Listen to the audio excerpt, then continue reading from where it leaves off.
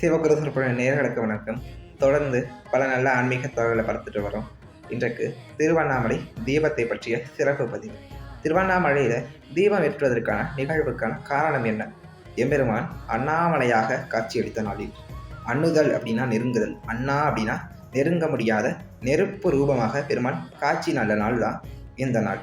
பெருமானை எப்படி இருந்தால் அடையலாம் அப்படிங்கிறதுக்கு இது ஒரு நல்ல எடுத்துக்காட்டு. பாருங்க, விஷ்ணுவுக்கும் பிரம்மனுக்கும் இருக்கிற சண்டையில் யார் பெரியவர் அப்படின்ற சண்டைக்கு யார் என்னை அடிமுடி காண்பரார்களோ அவங்களுக்கு தான் நான் அகப்படுவேன் அப்படின்னு சொல்லியிருக்காரு. ஆனால் பாருங்கள், இதுக்கு ஒரு மற்றொரு சிறப்பு இருக்குது. பெருமான் பறவையார் திருமாளிகளில் பறவையாருக்கும் சுந்தரருக்கும் தூது போனார். அங்கு பெருமான் அகப்பட்டது அன்பு அப்படின்ற ஒன்றுக்காக. இங்கு பெருமான் அகப்படாமல் இருக்கிறது ஆணவம் அப்படிங்கிறதுக்காக.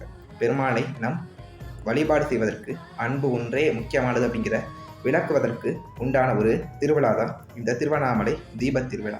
அது மட்டும் இல்லாமல் ஆணுக்கு பெண் சமம் அப்படின்ற ஒரு இடஒதுக்கீட்டு முறையவே முதல்ல சொன்னவரும் பெருமான் திருவண்ணாமலையார் தான்.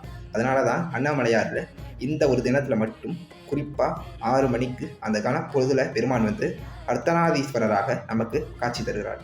நாமளும் அம்மையப்பையை வழிபட்டு உய்வோம்.